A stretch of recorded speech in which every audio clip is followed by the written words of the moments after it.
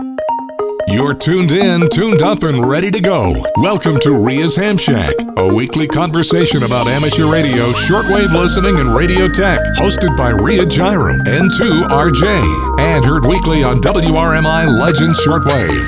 And now, here's your host, Ria. Wow, where does the time go? It is Friday once again, if you're listening on WRMI Legends, and this is Ria's Ham Shack, heard right here weekly on WRMI Legends 5050 and probably some other frequencies.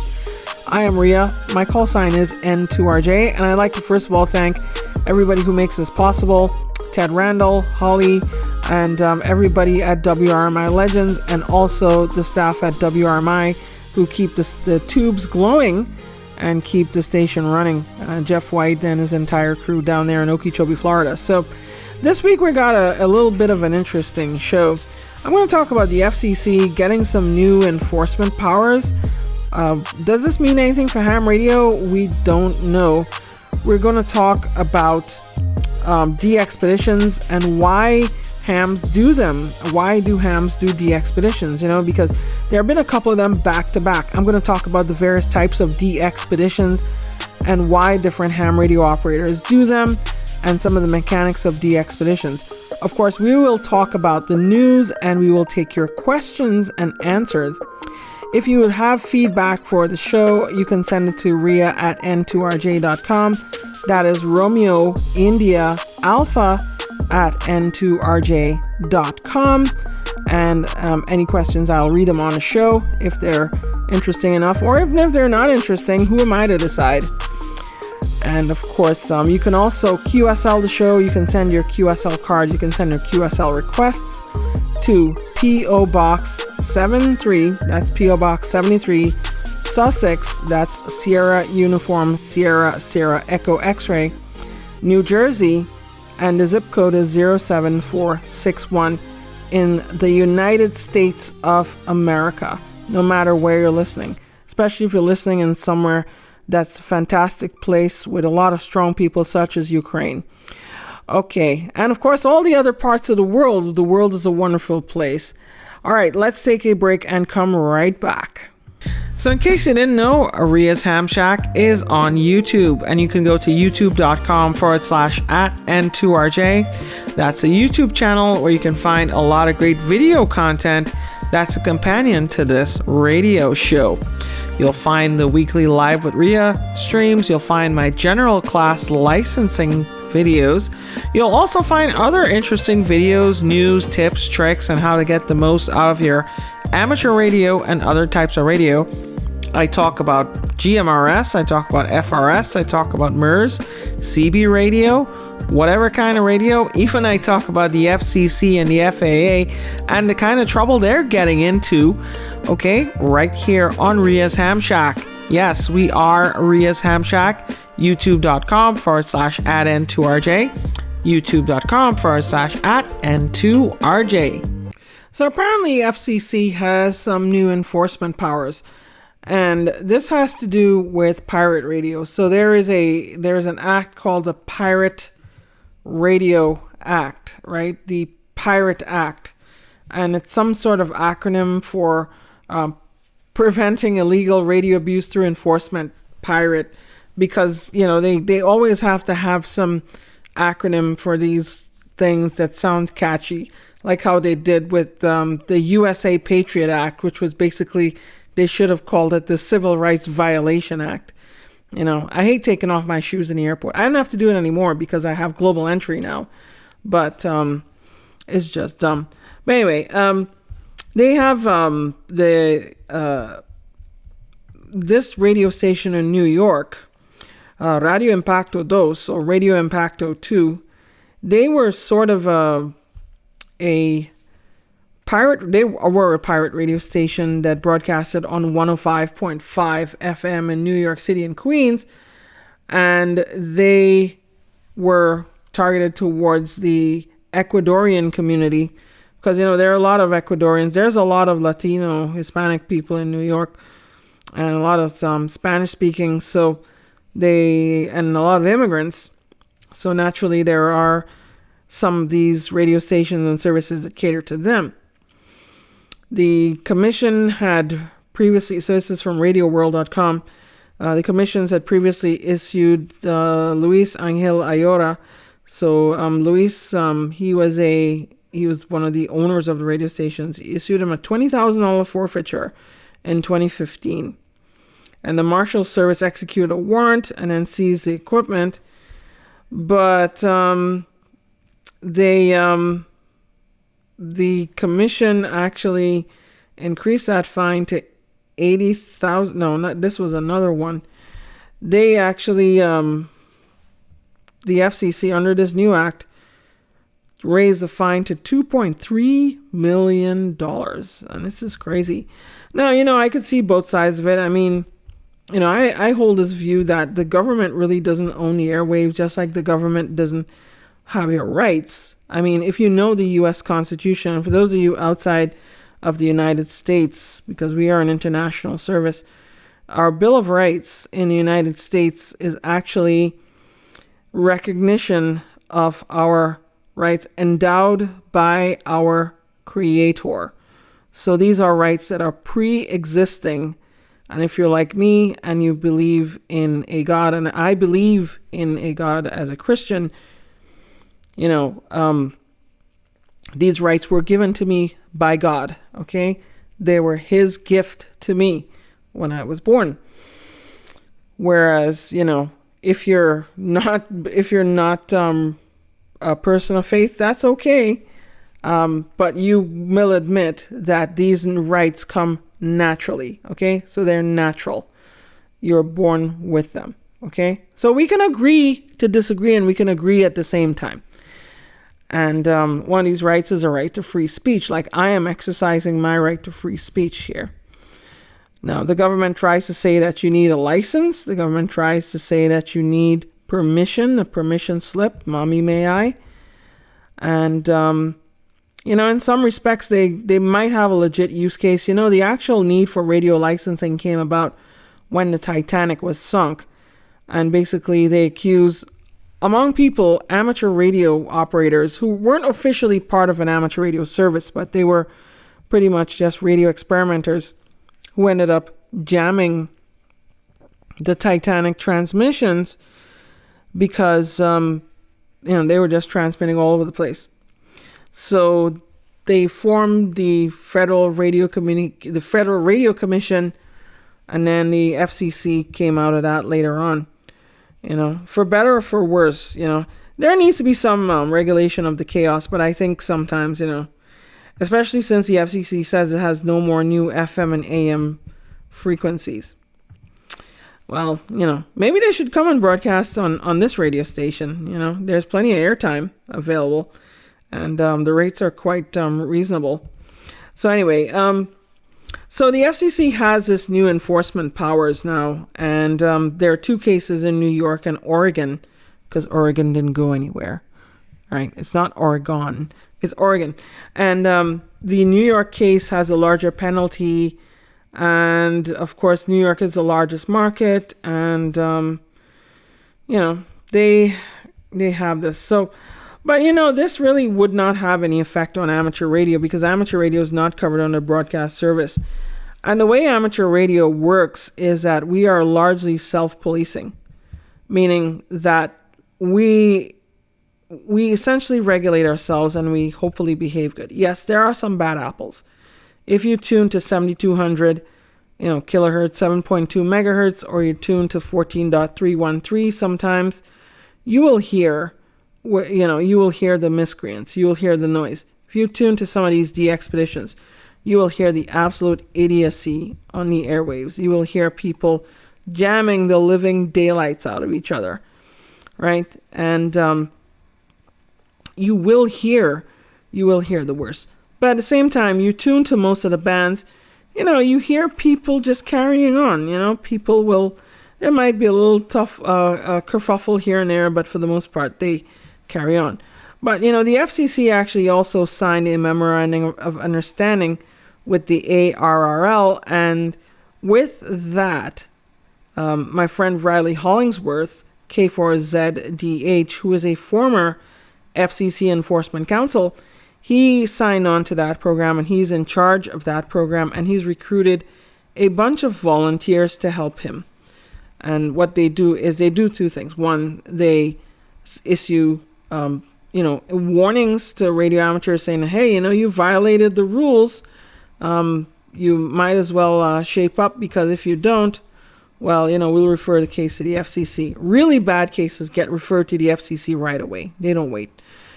And then the other thing they do is they also issue good operator reports. So, this is a good thing. So it's a good program. It's a program I fully support, and Riley is a good person. So, and he obviously enjoys doing this work, and I'm happy for him. But, no, the FCC, frankly, I think the FCC really doesn't want to have much to do with amateur radio in terms of regulating it. The FCC would rather, in my opinion, have us do as much of the self-policing as possible.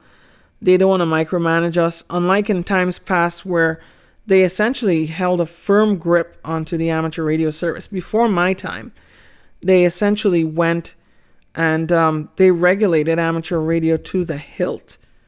I don't know if we want to go back to those days. I mean, some people long for those days when the FCC had that, but frankly, they don't have the time nor the money.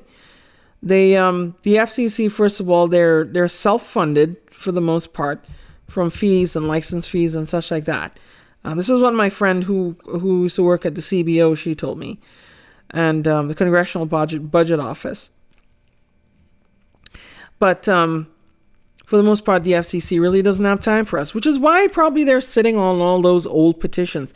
They really don't have the time to give us the time of day, which is quite sad, actually. I wish they would kind of, get it over with and get some of these things over with. But that's how it is. But, pirate radio, if you are a pirate broadcaster or an aspiring pirate broadcaster, watch out. The FCC is coming down on you. No doubt motivated by some others who want to see these pirate broadcasters go down. For a while, they had the low power FM service, and my friend Michelle Bradley, KU3N, she was one of the consultants who actually does work on applying for an LPFM license, but I don't know what happened. I don't know. There's always internet radio, and of course, there's always leasing time on shortwave, which is great. All right, well, let's take a break, and we shall come back with the news right here on Ria's Ham Shack, right here on WRMI Legends. So, one of the great things about having an HF radio is the ability to work DX. But you need to know where you can find this DX, and you can actually find all the latest news, tips, tricks, scuttlebutt, and on-the-scene reports at dx-world.net. That's dx-world.net. My friend Call and his fabulous crew of correspondents bring you all the latest DX news from around the world right into your ham shack.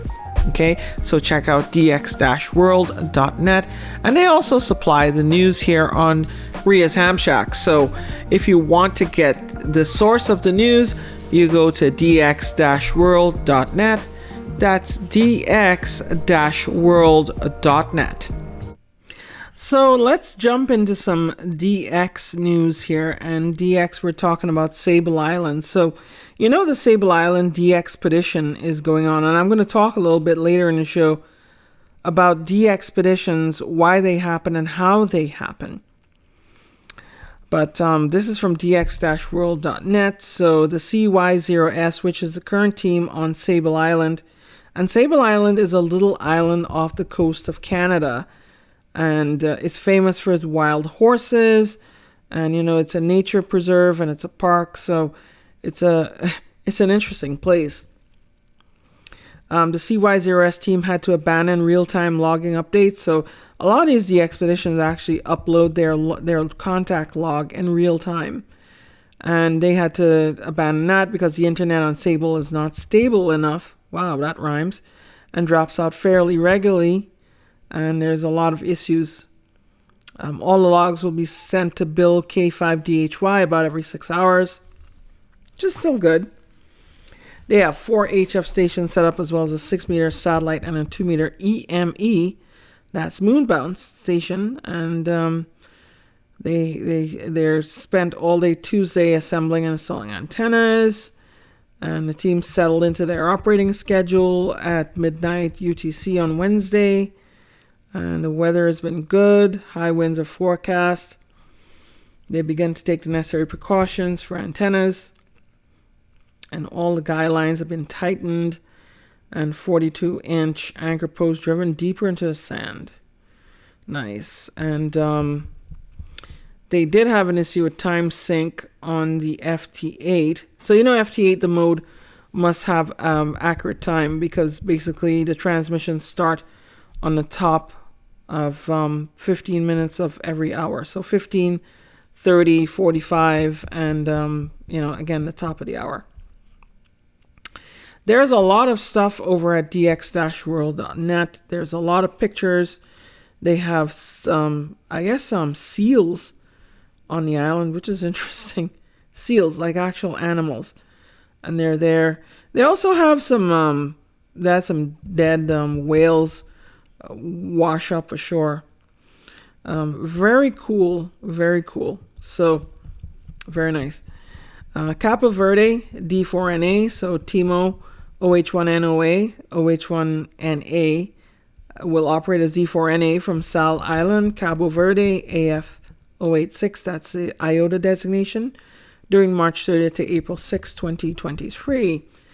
And it's a holiday-style DXpedition on a plan to activate 2 new worldwide flora and fauna areas. They're using a Xiegu G90, which is a Chinese radio, 20 watts. Interesting. First I've heard of that radio being used on any DXpedition. Usually they're using Elecraft or ICOM. Fiji, 3D2 AJT, Zorro. So Zorro, remember Zorro? So Zorro was an amazing Japanese radio amateur. He was JH1AJT. And Zorro was not just a radio amateur. He was a humanitarian. He ran his Foundation for Global Children, FGC, and essentially he would go all over to different countries and do charity work for children, Because I'll tell you something, children are innocent, right? Children are, nothing that happens to children is really their fault. It's the fault of us adults. And it is our responsibility as adults, as elders, as parents, as elders in a community, we were given that duty to take care of the children, and we must do that. So Zorro actually took that seriously. He had a foundation. He built a lot of infrastructure for children in different parts of the world. He was very kind. He was a gentleman. He was Japanese. And one thing about the Japanese radio operators, they're very, very polite, okay? And they're very, very, not just polite, but, they have manners and they have respect for elders. So Zorro, and they have respect for the world. So Zorro actually did that. So anyway, this DXpedition, Dom3Z9 DX, he's going to run a special event station, 3D2 AJT for the next 10 days. And that's from Fiji. He will be active on Morse code, CW, on single sideband, voice, FT8 and FT4 modes, and QSL via club log. So you go into club log and get the QSL. Ghana, they have the 9G4X team, and the team, the U.S. portion of the team, 7 U.S. team members from JFK Airport to Accra was delayed almost 2.5 hours due to a maintenance issue with the planes. Surprise! You know how many times I flew out of JFK Airport and the flights just delayed after delayed? One time I flew to Korea on the Airbus A380 and it was delayed. Oh my gosh. But the A380 was nice, by the way. And flying into Incheon Airport in Korea was nice. I want to go back. Yeah, so 2.5 hours to get to their QTH.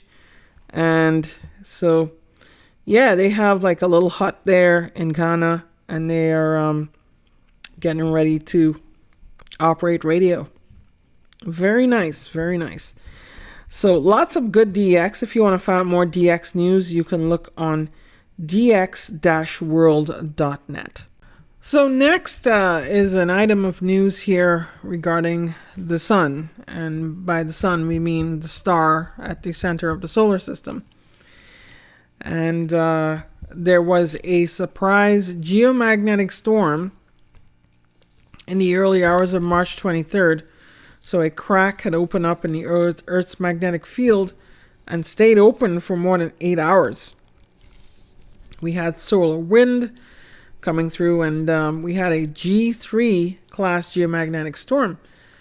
So this resulted in some bright auroras, essentially the northern lights in some of the northern parts of the United States as far south as Montana. And we're probably going to see a lot of more of that. I mean, the sun is becoming really active. On February 23rd, they had a big growing sunspot and an M-class flare. But we are seeing a lot more stuff as the Earth's solar cycle is ramping up. So hopefully we'll see more DX, but we might see some more disruptions. You might see some probably this weekend during the CQ Worldwide WPX contest, which is going on this weekend. We will see. The solar wind is pretty high, and then we have some solar flares and lots of sunspots.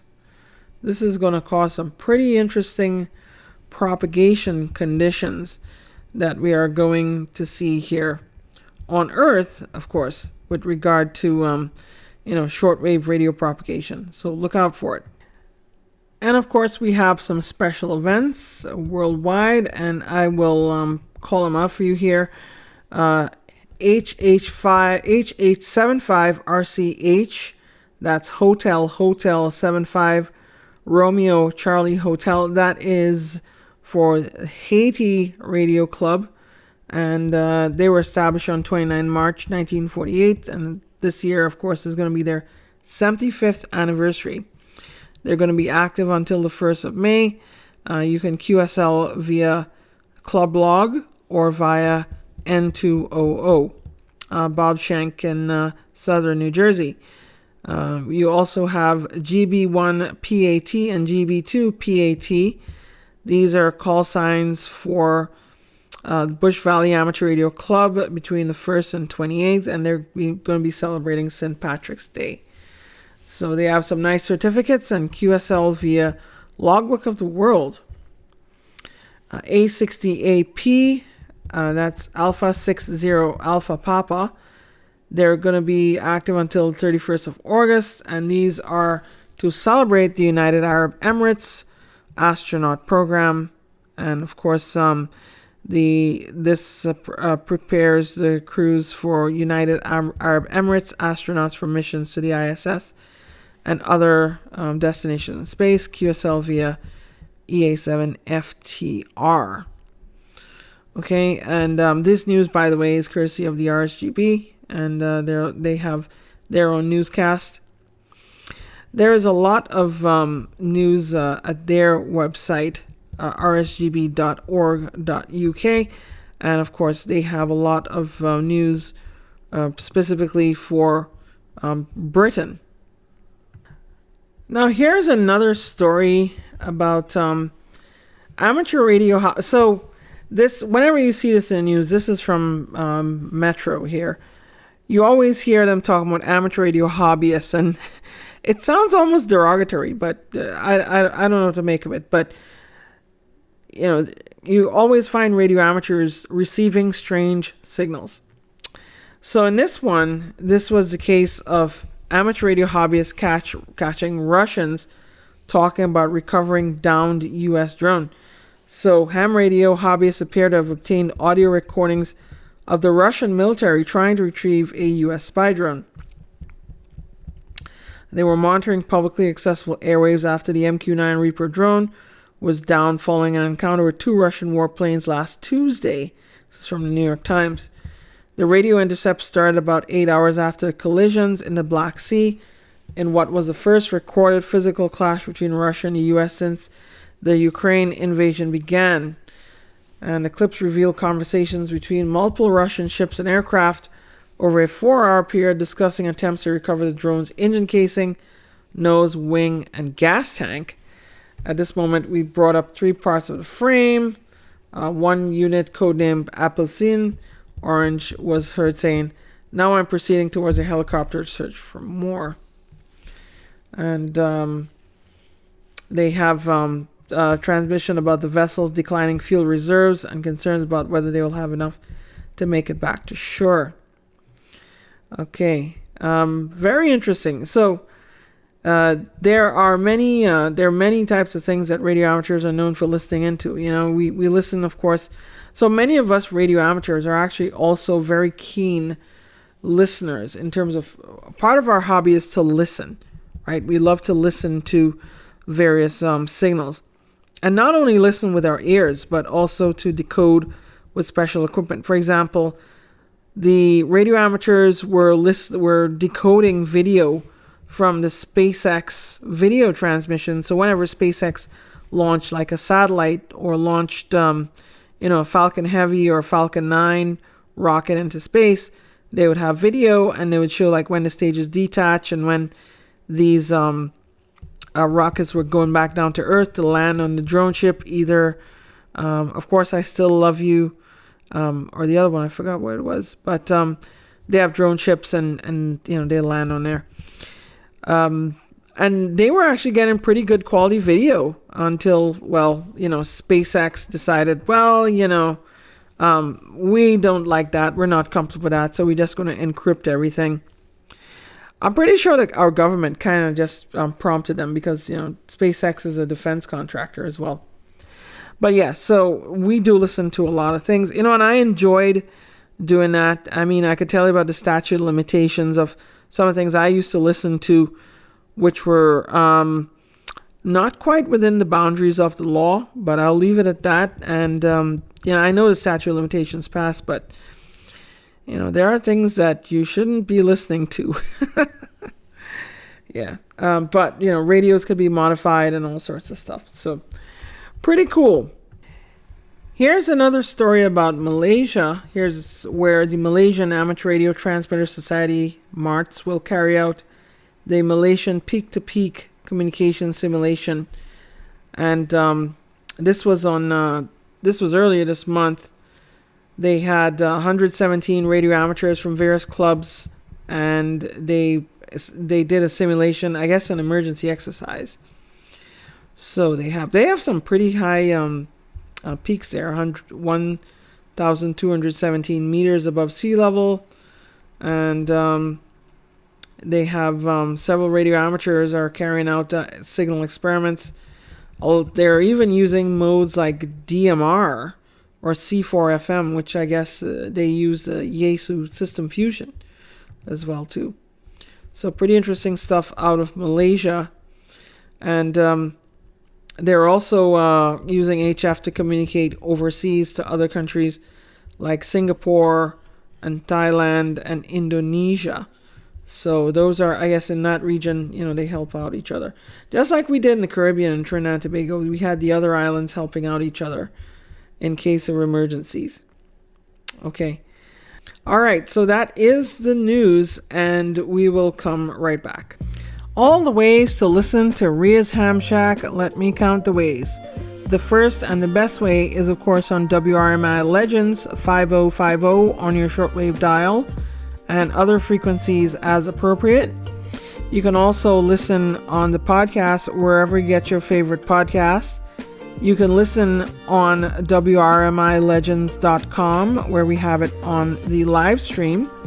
You can catch it on Ria Ham Shack YouTube channel. Just look for youtube.com/@N2RJ. I publish a show, and it's always a few days after it airs on WRMI Legends. And if you want to get the show first, you go on WRMI Legends 5050 shortwave or on WRMIlegends.com. Of course, you can also go on WRMIlegends.com to find out ways to support the show, and support the station and to keep the tubes glowing and keep the fabulous shortwave programming coming. Now back to Ria's Ham Shack. Okay, let's talk about Q&A. And I'm going to deviate a little bit from the usual here, technical questions, but let's talk about travel. So, those of you who are familiar with tech, you know that Asia, specifically Japan, is one of the tech meccas of the world. And Japan, you have some areas to buy radios. So, there's this question, can anyone tell me the locations of amateur ham shops in Tokyo, Japan? Apparently this person is going to Tokyo. And, well, my friend Karsten, DM9 Echo, he said you go to Akihabara and Yodobashi. So, Akihabara is pretty much the electronics mecca of Japan. It is probably, it's a tourist destination, I'm guessing. But you go there, you have all sorts of technology. It's a big village. And then you have Yodobashi. You have, a lot of, it's like basically a big mall, a big electronics mall. When I was in Korea, I actually went to the Yongsan Electronics Market. And the Yongsan Electronics Market not only has new electronics, but they have a whole bunch of old electronics, basically junk. They have 20 buildings, 5,000 stores. They sell appliances, stereos, and all sorts of things. And, I bought quite a few things there. Of course, some of it you have to be careful because you're buying stuff that's designed for 220 volts. And then you have to be careful that if you're coming back to somewhere like the United States, that you can bring it back. Things that are problematic could be things like batteries and other, restricted items. You can't take those on airplanes. And also 220 volt stuff will probably not work well, although most things actually have, most devices have dual voltage. So you're not really going to have any issues. By the way, if you've been watching the YouTube channel, I've actually been conducting tests with AM radio in a Tesla. I know some Teslas, including my Model Y, omitted the AM radio, and that's kind of disturbing because I used to listen to AM radio. I listen to AM radio sometimes. I listen to New York City radio stations like WCBS 880, 1010 Winds, 77 WABC, that big 50,000 watt blowtorch right there in broadcasting out of Lodi, New Jersey. And it's a clear channel station. It's one of the biggest in the United States, I think.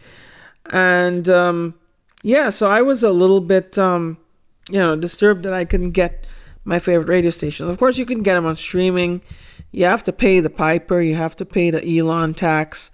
You have to pay the Elon tax of, I guess, $10 a month. Well, I paid $100 a year for the premium connectivity. That money's gone, and it's probably I'll get it back, and I'll have to pay again in September because that's when the billing comes up. But yeah, they want you to do streaming. But I've been doing tests on AM, and AM radio has been kind of, there were issues reportedly of RF interference, but I haven't seen that because I've actually been able to use a portable AM radio in the Tesla, and it worked quite fine on AM. In fact, the newer Tesla Model Y that I have actually works better than the older Tesla Model S I had in terms of RF shielding and RF interference. Some people were saying, well, these Teslas are giant noise generators and such like that. And look, I get that people don't want to own electric vehicles. Some people, I'm fully into lifestyle. Okay, I love electric vehicles. I will never own another gasoline car, and that's my choice. But I think the RF interference issues are not really grounded that much in reality, to use a pun. So here's another question about this one about amateur radio exams. Question for VECs. Is there a particular reasons why some applications are submitted online versus being mailed to the FCC? I passed my tech exam, as did many others, yet to receive anything from the FCC. Some seem to get their call sign within a day or two, others wait a while. Is it up to the VEC as to how the info is submitted, or is it designated by what kind of training they have, digital versus paper tests? Mostly if it's up to the VEC, I may check with the group and see if I can help out and submit the testing info online. So recently, of late, there are two things at play here. One of them is how the paperwork gets from the exam VE team to the VEC. Now, the VEC does the actual submission to the FCC. The VE teams send the completed paperwork to the VECs, and then they end up doing the submission. So VEC stands for Volunteer Examination Coordinator. This would be somebody like Laurel Amateur Radio Club, Anchorage VEC, W5YI, and GLARG, Greater Los Angeles Amateur Radio Group, and of course the ARRL VEC. And some of them have been kind of hesitant to adopt technology. The ARRL, for example, has basically held out for a long time on electronic submission of applications, and instead has chose to go with paper. So that means that the VE teams would submit their test results via paper, and this would go through the mail. This would take a week or two. It would take a long time. Now, what happens is that there is a site called Exam Tools. So there's examtools.org, and examtools.org does all of the submission to the VEC electronically. That's one of them. There are some other methods. Some of them, they scan the forms and send it electronically to the VEC. But for the most part, most people have gone to Exam Tools. The difference is that snail mail, of course, takes weeks, and Exam Tools takes probably instantly, pretty much. So you can do that. And Exam Tools is great because Exam Tools actually even generates the exams, and it does all the preparation, and it even lists your exams too. So it's very, very neat, very interesting. And that, my friends, is why some people's license exams take weeks and some people take a day or two. The FCC, once they receive the application from the VEC, they will process it quickly, usually within a day. And, that usually is not the bottleneck. The bottleneck is how the exam team gets the results to the FCC. So that answers that. I mean, I'm accredited as a VEC in ARRL, in Laurel, and also in GLARG, Greater Los Angeles Amateur Radio Group. All three of them. And I do exams. And the difference is some of them are lower costs in terms of fees. Laurel is absolutely no fees. ARRL charges a fee. And, of course, GLARG also charges a fee. I think the ARRL's fee is the highest out of the three that I mentioned. Okay. And, that is pretty much what it is. And being a VE is a very rewarding thing. You get to see people get their amateur radio license. So if you want to become a VE, look into it. I recommend getting at least the ARRL VEC certification because most teams use ARRL. But if you want to join a Laurel team, you can also get accredited by Laurel. By the way, you might have heard the news about Ham Test Online going out of business unless he finds a buyer. I don't have more details. I guess John W1AI, he is hanging it up. He's retiring. So, good luck to him. And I hope that somebody could pick it up and move forward with it. It's a real shame that we would lose a resource like that. So here's one I find pretty interesting. And Craig here asks, do many hams, this is in Ham Radio Elmer's Facebook group, Do many hams understand why sometimes you can hear the other station very well and they can't hear you, or the other way around? I find that my reception is better than a lot of stations and they can't hear me. It's a very good subject to discuss, okay?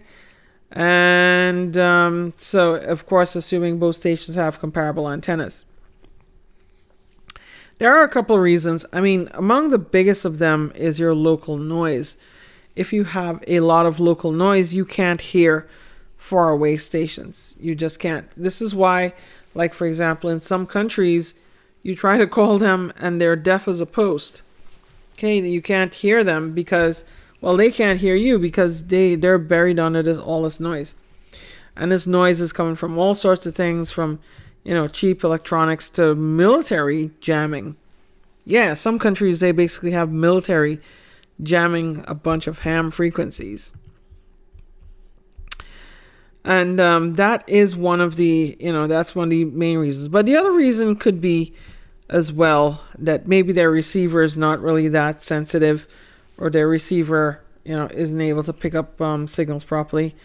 Of course, antennas being equal, but if antennas are not equal, you'll find that, there are stations with receiving antennas, particularly on the low bands, that hear a lot better than stations without receiving antennas.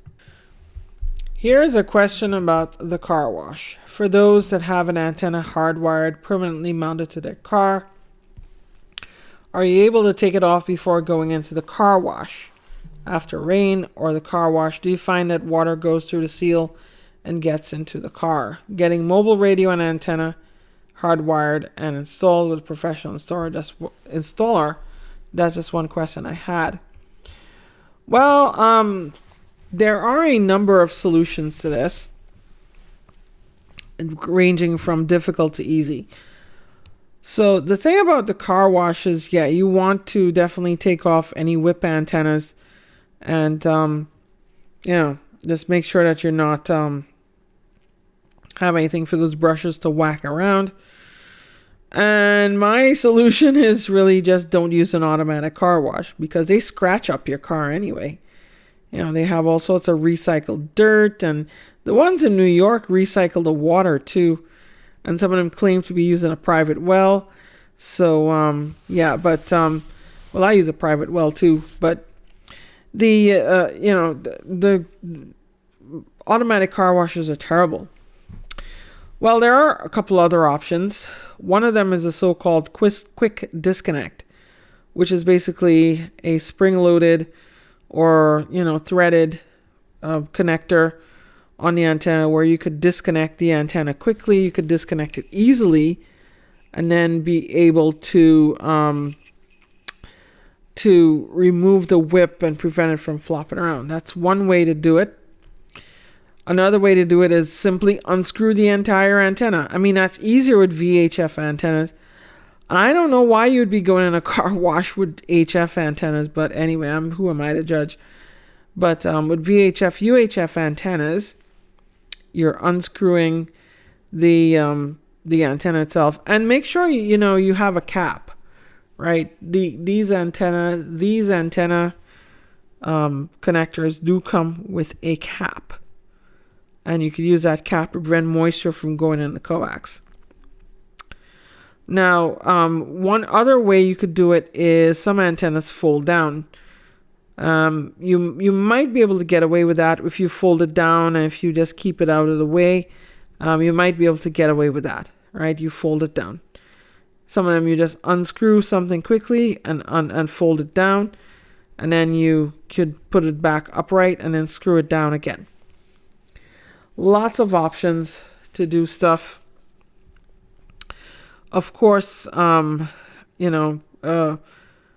car wash is a hostile environment to any antenna, so I would avoid that.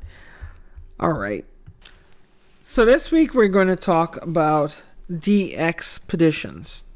And I'll give you the 411 on what is a DXpedition, why you want to work them, and also how to work them. Because I can assure you that as a DXer, if you are interested in DXing at any level, you'll definitely want to work at DXpeditions. So first of all, we're talking about DXpeditions. We have to talk about what the end goal is, and that essentially describes what the DXCC program is and other DX awards. I did a video way back when on DX awards at the ARL and other places. So the number one, the premier DX award that ham radio operators chase after is the DXCC. It's a DX Century Club where you earn DX awards for contacting at least 100 countries. That's why they call it the DX Century Club, right? Those 100 countries include your home country, and they include other nearby countries. So here in the United States, it would include the United States. It would also include Canada. You kind of almost get those for free because those are so close to contact. Also includes Mexico, which, by the way, is also another neighboring country. The DXCC program, however, does not include only physical, actual countries. It will include political subdivisions. For example, the United Kingdom, it includes England, Wales, Scotland, Great Britain. Well, Great Britain is England, Wales, and Scotland. And then you also have Northern Ireland. So each of those are separate countries. They're called entities in the DXCC program. United Nations headquarters is another entity. But, that's pretty much kind of where it gets a little off the beaten path. Have you ever heard of Kaliningrad? Kaliningrad is, I believe it's called an oblast of Russia. It's far away from the main Russian landmass, right? And it is in a part of Europe that's isolated from Russia itself. So because of the physical distance from the quote-unquote parent entity, it tends to get us a different status. So it's an independent entity. So DXpeditions essentially, they travel to some of these entities. So I was on a DXpedition to United Nations headquarters for UN, which actually is located within New York City. But because it's the UN, it gets special status. So it gets special status as an independent entity. It is an independent. It's not a separate country, but it's not on U.S. soil. I used to work at the UN, by the way, and I mentioned this on this radio show before, and it was, you had diplomats smoking in their offices and all sorts of stuff. I think they kind of stopped that now. But, so that's that. But, there are other islands. There's Bouvet Island, and Bouvet Island is an isolated island far away from land masses. You have, you have other islands. Like, you have those islands in the Caribbean, but they're independent countries. But you have islands called like Cocos Island, which is off the coast of Costa Rica. You have islands in the Caribbean that, believe it or not, are territories and possessions of the United States. We're not just talking Puerto Rico. Puerto Rico and the Virgin Islands, they're their own entities each. But also you have Desecheo Island and Navassa Island. And this is where the DXpedition comes in. So people don't normally live on these uninhabited islands.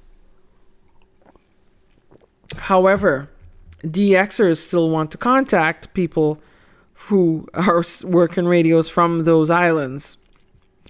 The reason being that these are entities listed on the ARRL DXCC list and other DX lists, which we'll talk about in a moment. So therefore, they need people to go there and set up radios and communicate. When they go there and set up radios and communicate, we call that a DXpedition. And in the DXpedition, the DXpedition is the whole act of organizing and going to that entity and actually setting up the radios and communicating is called an activation. So you activate those. DXpeditions can be simple. They could be one person going to an entity, setting up radios and then operating. And then you could have somebody going somewhere on a holiday. So they might go on a vacation either by themselves or with their families. And they bring a radio along and they operate in their spare time. Or they operate probably just, occasionally. Maybe they go to the beach in a day and they come back home and they operate radio. Some people I know do that. Or they go by the beach and they operate radio. And then when they get fed up, they go in the water and they hang out and then they come back. That's one way to do it. So these type of DXpeditions, those are casual. Then you have the next step up, which is kind of like the serious DXpedition. You have where these people are specifically going to places to operate.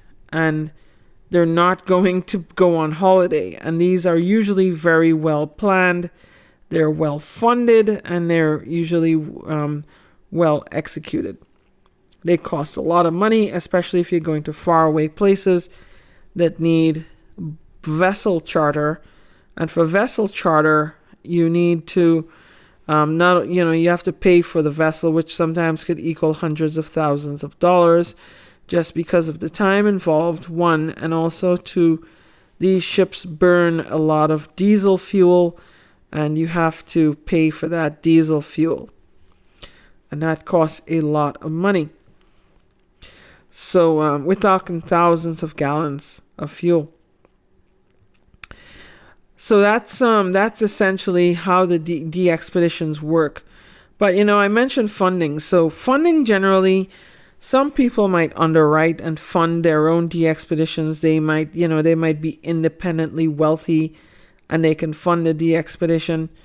Some people might need a little more help, and that's where like the DX foundations come in.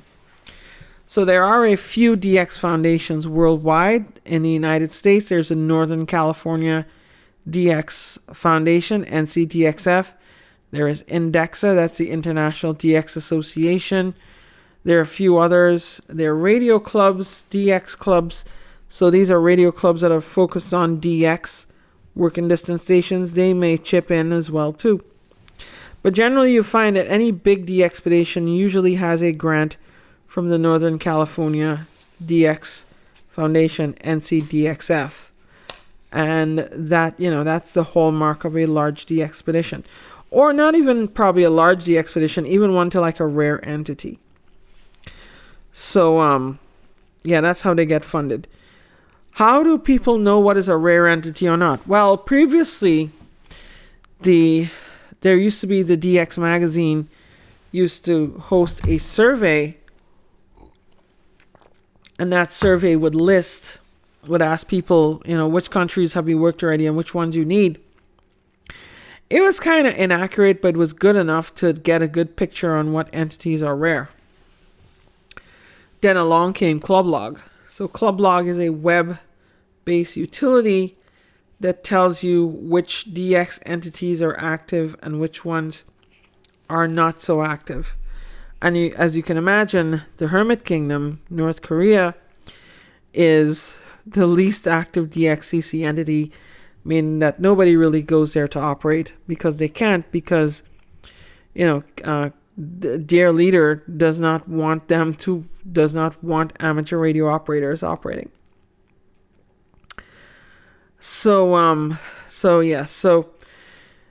the club log now takes an aggregate of people's logs. So it takes logs. So you upload your log to club log, and then club log would then, the club log application would process that data and then see very accurately, which DX entities people need to work, which ones they already have logged. It got so good that the DX survey from the DX magazine kind of got shut down in favor of Clublog. And that's how they determine which one is rare or not. You know, DXpeditions are a controversial thing. Some people think that they shouldn't exist. Some people think that they they kind of cheapen DXing. And even in the DXing, people quibble over different modes and such. Like some people don't like FT8. Some people want to see RTTY, and some people want to see other modes. So that is how it works pretty much. I enjoy working DXpeditions. You know, I appreciate the thrill of the chase. And a well-run DXpedition usually gets as many people in the log and gets a lot of unique people in the log, meaning people who've never worked that entity. They get a lot of unique calls in the log. So it's very nice to have them. It is very, very, it's very curious how ham radio operators kind of, engage in this, fantastic activity. Now, some DXpeditions not only go for radio. Some people might go with scientific expeditions, and they have science work, and then they incorporate some radio into either their recreation or their work. Recently with the FT8 WW, Terry went down there and he operated radio. So it was very nice to work him. There are others who are, like I said, like scientific researchers. Like some DXpeditions to far off islands actually work with schools to gather scientific data and send it back. And they work with other places to get scientific input. So it's always good. And it's not just science, by the way. Kids in schools learn geography and international relations and all sorts of stuff. So the DXpedition is a pretty integral, important thing for ham radio. But it's not just the DXCC program from ARRL.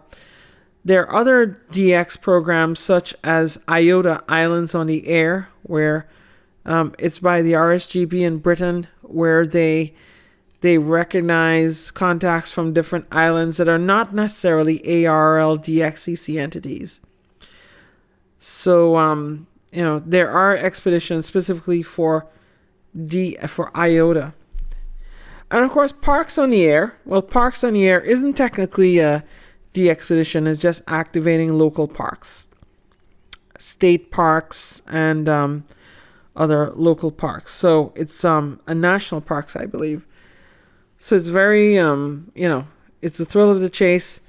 But you don't find much DXpeditions focusing on POTA. This recent one with Sable Island, they're actually kind of focusing on POTA, Parks on the Air. They're not really focusing on POTA. They are operating from a national park in Canada. So you might find parks chasers chasing them. So that's everything you need to know about DXpeditions. It's one of my favorite things about the hobby, the DXing, and I really hope that you can learn about it too. Well, my friends, it's been another fun show right here on WRMI Legends 5050 5050 on your shortwave dial. I am Ria, N2RJ. You can send your comments and suggestions to ria@n2rj.com. That's Romeo India Alpha at November 2 RomeoJuliet.com, or you can mail P.O. Box 73, Sussex, New Jersey 07461. And I really hope that you enjoy. We're into spring now in the Northern Hemisphere. I really hope that you enjoy your warmer weather here. And for those in other countries, like for example Australia, New Zealand, they're going into winter now. Enjoy that too, even though I don't enjoy the seasons. My friends, I really wish you all the best in everything you do. And of course, you have a great day and a great week ahead. Peace and 73.